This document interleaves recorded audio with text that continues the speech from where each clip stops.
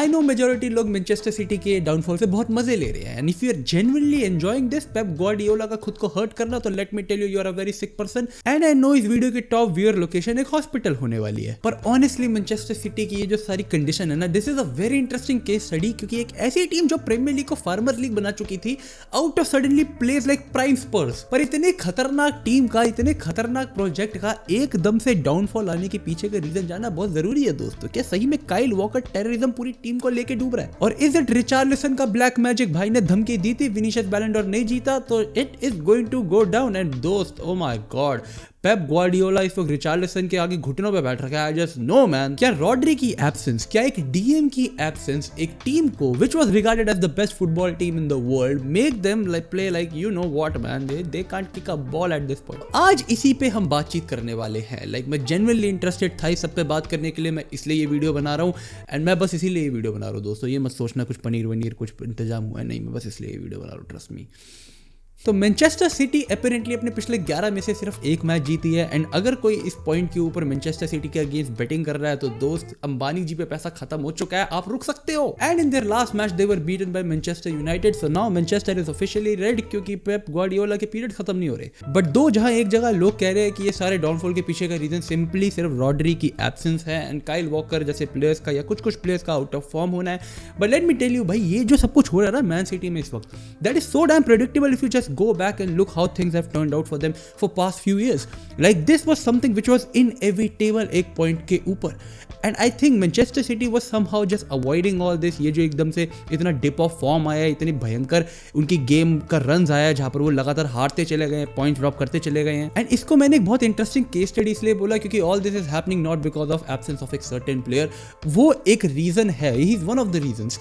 But at the same time I think ये एक project, एक मैनेजमेंट का फेलियर है जो हमारे सामने में देखने को मिल रहा है। It is arrogance and ignorance eight the same time. सबसे पहले हम एक बहुत ऑब्वियस बात डिस्कस कर लेते हैं। एक रीजन है कि अब हर कोई रॉड्री को बहुत ज्यादा इज्जत देना चाहता है। एक Ballon d'Or winner is justified after the fact that he is not playing football.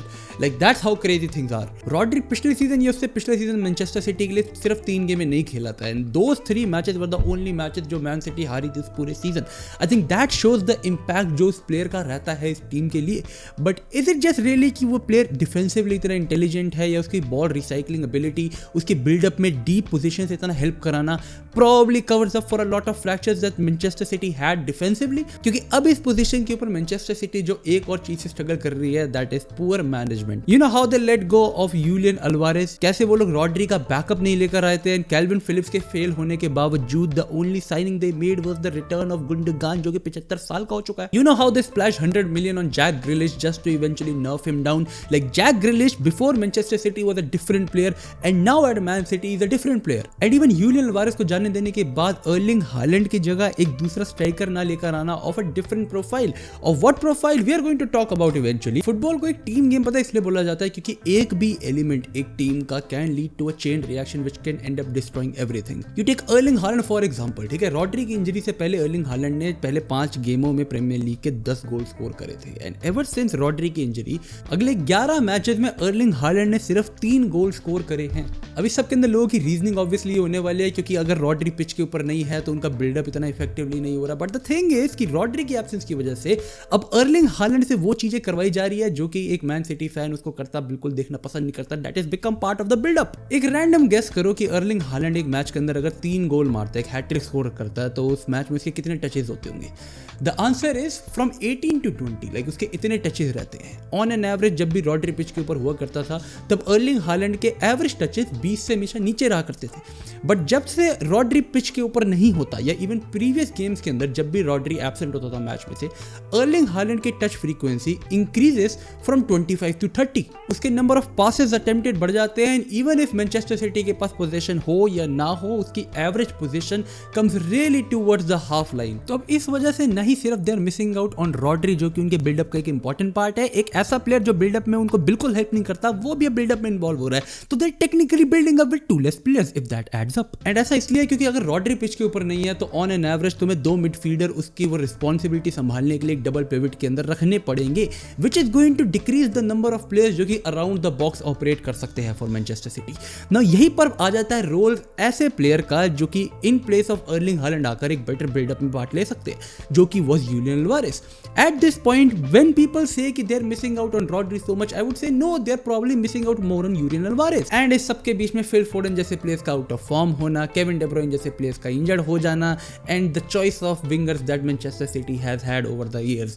Like you look at Jack Grealish for example, 100 million मैंने पहले बताया था फेंके उसके ऊपर, but then he has been completely change, like he is being used as a foul driving tool at this point. On the other hand अगर तुम Docu का एग्जांपल लो, वो एक ऐसा प्लेयर है जो कि 7 प्लेयर एक साथ ड्रिबल करने के बाद भी पास करने के नाम पे, शूट करने के नाम पे ओपोनेंट को बॉल दे देगा। रिक्रूटमेंट जो कि मिडफील्ड एरियाज में रही है, मैथायस न्यूनेस का तुम एग्जांपल लो, bringing back the likes of Gundogan का तुम एग्जांपल लो, इवन कोवाचिच का तुम एग्जांपल लो, तो these are players which obviously are of very different profile, but तुम कभी भी किसी भी पोजीशन पे नहीं देखोगे कि इफ दे हैव एक सर्टेन प्रोफाइल वाला प्लेयर तो उसका 50% बैकअप भी they have available on the pitch. Pep Guardiola के tactics at this point are following out on him. तुम जिस तरीके से देखोगे, he doesn't really have full backs like traditional full backs, the way he is using centre backs या फिर wide centre backs, in not just trying to invert them interior areas के अंदर, trying to use them as inverting full backs, या even midfield के अंदर उनसे invert करवाना। You have seen John Stones do it previously, and then अगर तुम देखोगे ग्वार्डियोल से वो कभी कभार कोशिश करवाता है, he is trying that with अकांजी, with Nathan आके।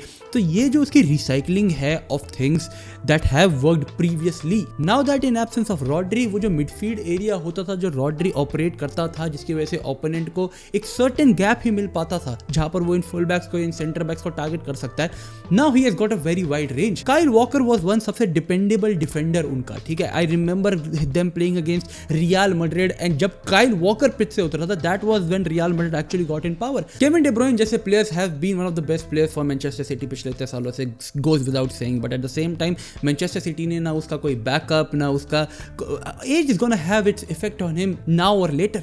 तो उसके लिए कोई बैकअप या उसके लिए कोई एक different player whenever he is not on the pitch, एक somebody else who could take up the creativity department for Man City. Phil Foden जो कि पिछले season was one of the best players for Man City again, and once again injury and उसकी form की absence, everything is now pushing back on Pep Guardiola, जो कि was very famous to let go of any player that wants to leave. He can let go of anyone. Like कल को अगर Erling Haaland बोलता है that he wants to leave Manchester City, he will let go for them without getting a proper backup. इस वक्त Manchester city की जो हालत हो रखी है ना, इसको इसी सीजन में टर्न अराउंड कराना सिर्फ एक बंदे के बस की बात है, that is Pep Guardiola, who is obviously on the verge of hurting himself permanently. But दोस्तों, I think Pep Guardiola can still do it. I don't know if he'll be able to do it this season. I don't know if he'll even stay for the next season अगर ये चीज़ें ऐसी चलती रहती हैं, but अगर I think he is the only one capable in football right now of turning things around. ऐसे तुम मुझे बताना भाई, तुम्हारे अकॉर्डिंग मैनचेस्टर सिटी के साथ क्या होने वाला है? Is this project over? क्या पेप गार्डियोला छोड़ के जाने वाला है? Is there gonna be a turn around? If yes, तो कैसे, क्यों, कौन कराने वाला है? और are they just waiting for Rodri to come back? Really, tell me in the comments दोस्तों। अगर तुम्हें वीडियो पसंद आई, make sure you like and subscribe, and thank you so much for watching. See you guys next time, until then peace out, stay safe, चलते फटे। मैं चलो पनीर खाने दोस्तों।